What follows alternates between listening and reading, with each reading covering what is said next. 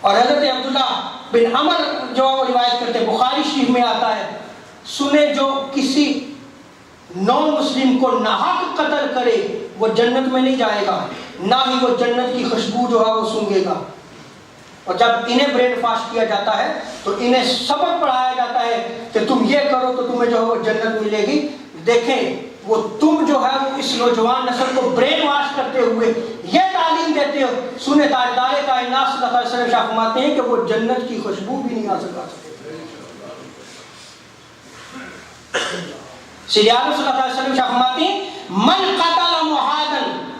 لم یح راحۃ الجنہ وان ریحها توجد من مسیرۃ 40 عاما، جس نے کسی معاہد غیر مسلم کو قتل کیا وہ جنت کی خوشبو بھی نہیں سونگے گا،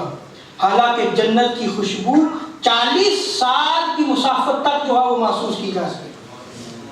وہ جنت کی خوشبو بھی نہیں حاصل کر سکے گا۔ یہ بخاری شریف کی روایت ہے، ابن ماجہ میں نقل کی گئی، مسند بازار میں نقل کی گئی، اور اس کی تفسیر میں علامہ انور شاہ کاشمیری دیوبند کے عظیم محدث وہ اس حدیث کی شرح میں لکھتے ہیں فیض الباری میں کہ جس نے کسی غیر مسلم شہری کو قتل کیا وہ جنت کی خوشبو نہیں سونگے گا۔ انور شاہ کاشمیری آگے لکھتے ہیں کہ حدیث مبارکہ کا لب و لہجہ اے مخاطب سمجھ، تجھے مسلمان کے قتل کی سنگینی کا بتا رہا ہے کہ یہ اتنا بڑا گناہ ہے اور یہ اتنی بڑی قباحت ہے کہ یہ بندے کو کفر تک پہنچا دیتی ہے۔ کہ اگر تو بندہ مومن کو قتل کرے گا جس کی وجہ سے تو ہمیشہ ہمیشہ جو ہے وہ جہنم میں جو ہے تجھے رہنا پڑے گا،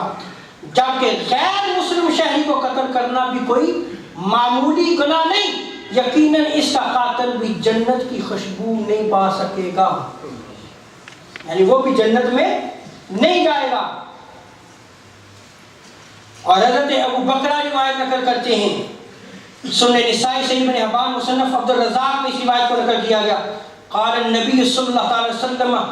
من قتل نفسا معاہدہ بغیر حلها فحرام علیہ الجنۃ ان یشم ریحها، جس نے کسی معاہد غیر مسلم شہری کو، نان مسلم سٹیزن کو ناجائز قتل کیا، حضور ارشاد فرماتے ہیں کہ وہ جنت کی خوشبو بھی نہیں سونگے گا، جنت کی خوشبو تک نہیں سونگ سکے گا۔ سو اسلام کا میسج تو کلیئر ہے، اسلام کا میسج امن ہے، اسلام تمام انسانوں کے تحفظ کی ضمانت دیتا ہے۔ دین اسلام تو دوران جنگ بھی اگر جنگ ہو رہی ہو تو تب بھی بچوں اور عورتوں کے قتل کو سختی سے منع کرتا ہے۔ بخاری شریف میں آتا ہے، مسلم میں، جامع ترمذی میں، فنہا رسول اللہ صلی اللہ علیہ وسلم عن قتل النساء والصبیان، ایک جنگ میں حضور علیہ السلام نے ایک عورت کو مردہ حالت میں پایا تو حضور صلی اللہ علیہ وسلم نے منع فرمایا کہ خبردار دوران جنگ کسی عورت پہ ہاتھ نہ اٹھانا، اس پہ اسلحہ جو ہے نا وہ نہیں تاننا، اور نہ ہی کسی عورت کا قتل کرنا، اور نہ ہی کسی بچے کو جو ہے تم نے